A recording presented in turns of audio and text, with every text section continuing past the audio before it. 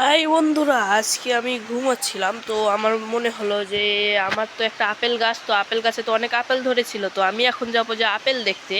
তো আমি বিছানা থেকে উঠে আমি যাচ্ছি বাহিরে। তো আমি এখন বাইরে গিয়ে আমার আপেলগুলো আমি দেখে আসি।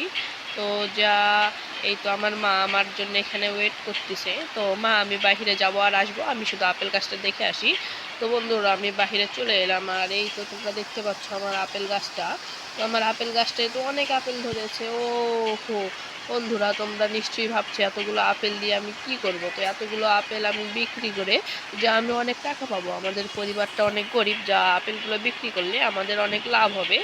তো যা দেখি তো আমি আপেল গাছে চড়তে পারি কিনা, আমি তো আজও গাছে চড়তে পারি না। তো ঠিক আছে, তো আমার পিছে পিছে আমার কুকুরটাও চলে এসেছে। টমি, তুমি কই যাচ্ছ? এই টমি দাঁড়াও, টমি দাঁড়াও।